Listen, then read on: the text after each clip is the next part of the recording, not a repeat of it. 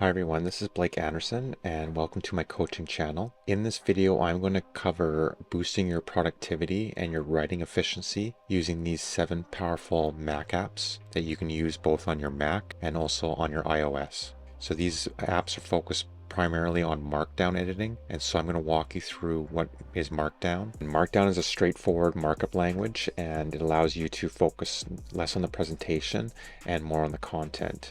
In this video, I'm going to walk you through my top 7 apps that I use using Markdown. Some high-level benefits of using Markdown is its simplicity and clarity in your writing process. It allows, again, universal capabilities. Its portability across devices, such as your iOS or on your Mac. It's ideal for web content, as you can easily convert it to HTML. And then there's also community and tool support out there that really, allows you to, get an array of different supports and ways to adapt your writing using Markdown. So in terms of Markdown editors, here are my top 7 apps that I would recommend to really enhance your workflow of your writing workflow. So the first one is Drafts, and Drafts is where they say you start the writing process. So it's where ideas come first and where you can capture and quickly format your text and then send it out to other apps. So it allows you to use Markdown as well, and it's available both on the Mac and iPhone. It's able to really quickly allow you to jot down notes and your thoughts, and it also allows for automation and integration with other apps as well.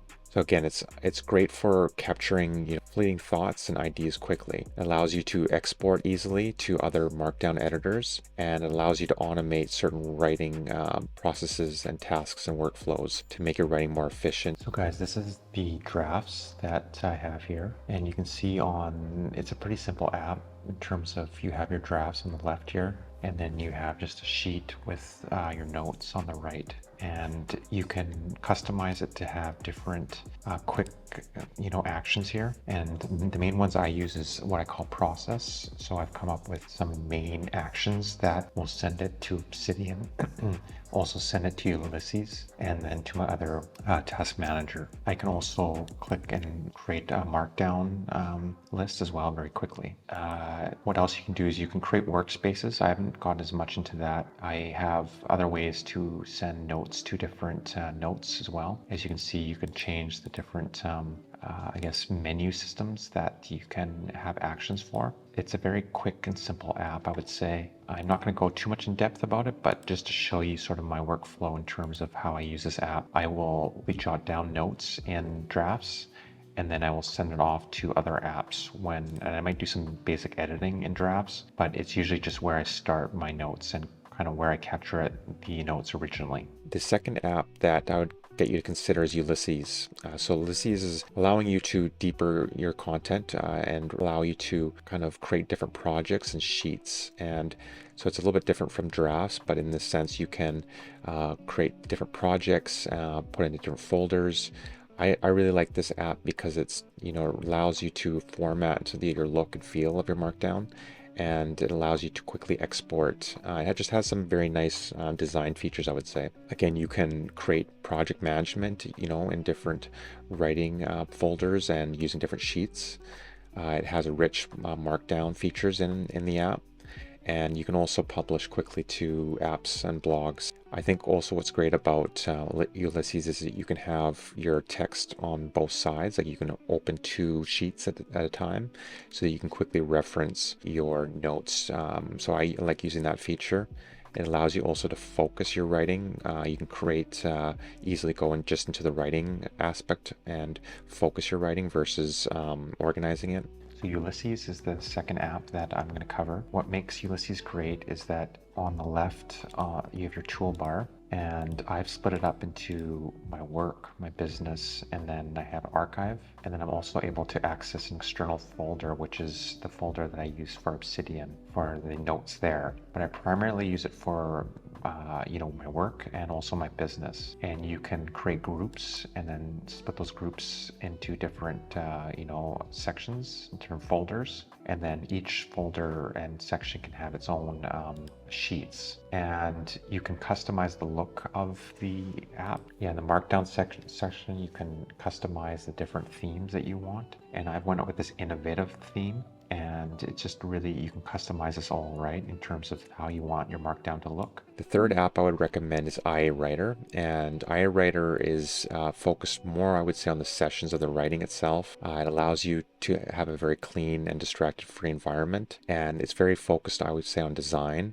and it focuses more on content blocks. And what's great about it too, it's, easily syncs between your devices. Yeah, again, it's, I would say, distraction-free interface. It has a focus mode, which is really cool, and I really like it. And it, again, seamlessly syncs with all your apps. And so IA Writer has been around for some time. And in terms of like the way I think about my different apps, again, I use all these apps on a regular basis, and IA Writer is where I put a lot of my blog writing and also my YouTube scripts. And it allows me though to seamlessly sync that with Obsidian, a folder that Obsidian watches. And so I'll go into a little bit more about that when I cover Obsidian. So IA Writer is a very simple app, and it's well designed. I use it mostly for my YouTube scripts and for basic research. So I'll just show you here as a draft that I created for this YouTube video. And as you can see here, it focuses on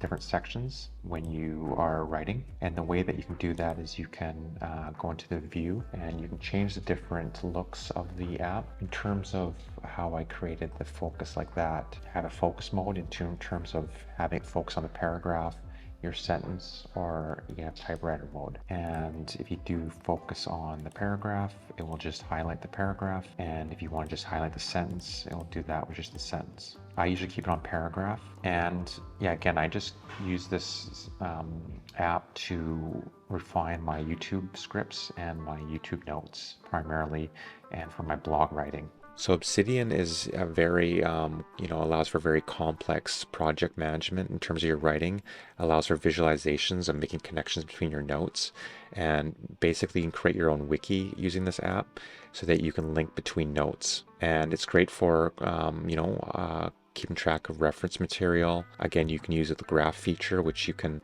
navigate between your notes and see at a high level, what are some of the main topics you've been focused on. It's great because, again, you can link your thinking, which is a very popular term that's taking off in different communities online, and it allows for visual mapping of your notes. It has some great features in terms of ways you can stylize your writing environment, and there's various plugins that this app allows, and it's just a great overall community, I would say, that makes this app stand out in terms of writing, especially in Markdown. So another app to show you is Obsidian, and Obsidian would take me quite a bit to explain how to use this app, but I just want to quickly give you an overview of some basic high-level understandings of the app. What I typically do is I'll use it for my daily notes, and so I will use drafts, and I will input the notes into the daily note section. And if I'm working on different notes, I'll also add it to a given,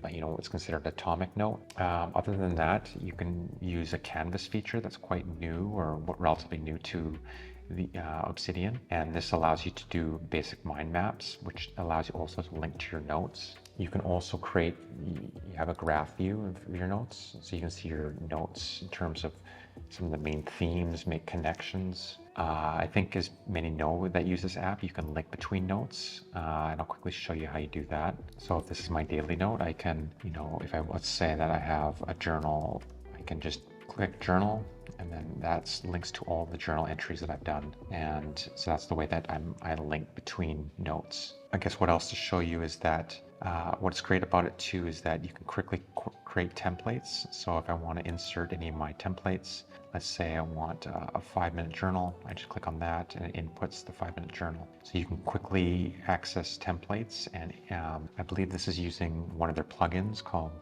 Templater. Obsidian is a very powerful app, and I don't have the time to go through it all, but it's sufficient to say is that you can have many plugins, and you can really customize the look and feel of your writing using Obsidian. So Scrivener is a great app as well. It's often, I would say, used for people looking to write large manuscripts or novels, research papers. It allows you to use a lot of extensive research within this app. What they kind of describe it as is allowing you to really walk you through the writing process in terms of organizing how you basically are outlining a longer piece.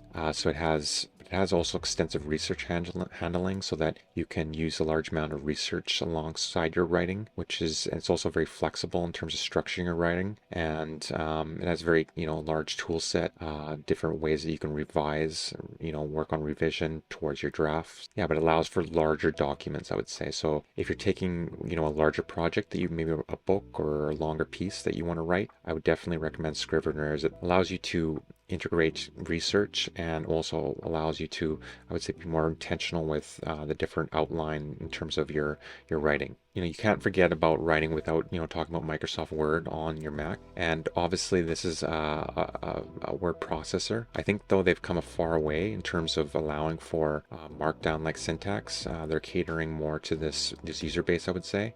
They've really done a great job of integrating into iOS. And so I would just say that, don't overlook Microsoft Word. Obviously allow for advanced formatting and review tools. It also allows for, universal acceptance between your Mac and iOS. And it has great collaboration tools that you can use to collaborate with others. But I guess what I focus Microsoft Word on is it's obviously easy to share between, when you're operating, sharing documents. Microsoft Words are often used as well as PDF, but Microsoft Word I still use it on a regular basis as a kind of the final stage of formatting my text and sending it off to a given party. So Microsoft Word, I would say, has come far away in terms of its development since the early days.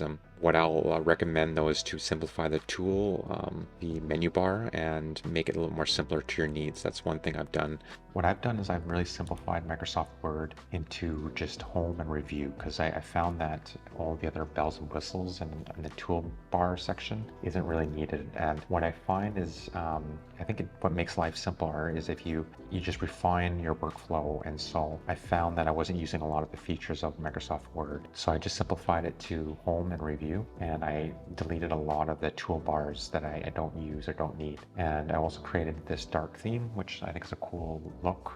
And Microsoft Word is pretty self-explanatory. I use it as kind of the end point in terms of when I'm usually sharing or, just finalizing a Word document or a PDF. But typically I will start in drafts, Ulysses, and maybe IA Writer in terms of using Markdown, and then I will typically export it to Microsoft Word depending on my needs, but that's typically my workflow. And the final app I'm covering is PDF Expert. And so PDF Expert is obviously not a Markdown editor per se, but it's where I can edit my last, edits in terms of my PDFs. It has a very robust signing features. It allows you to annotate and quickly edit your documents, and again, allow for filling and signing. Obviously in sharing and cloud services, you can easily share documents. I just like it because it's very simple and intuitive app.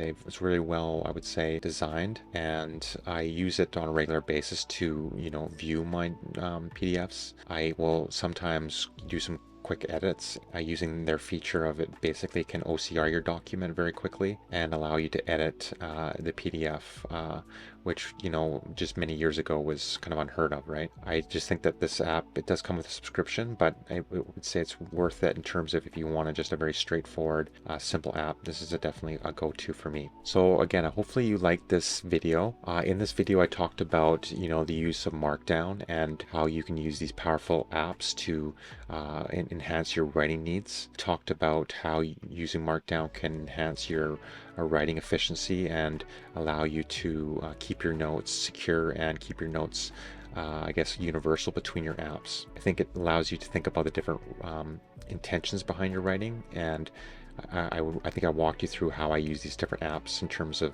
which apps I use for which purposes. So I think it's good to think about that in terms of maybe, obviously some people would just say you should use one app, one writing app, and maybe it's excessive to use all these different apps to organize your writing. But I find that it's great to have different tools for different ways and different intentions. Obviously, some people would just say you should use one app, one writing app, and maybe it's excessive to use all these different apps to organize your writing. But I find that it's great to have different tools for different ways and different intentions behind your workflow. And it might be, somewhat excessive, and it could be perhaps distracting to some. But I think that these 7 apps are, I would say, my go-to in terms of just where I put my writing and how I work through different notes and documents. So again, I hope you like this video. If you did like this video, please like, subscribe. Thanks, and have a great day.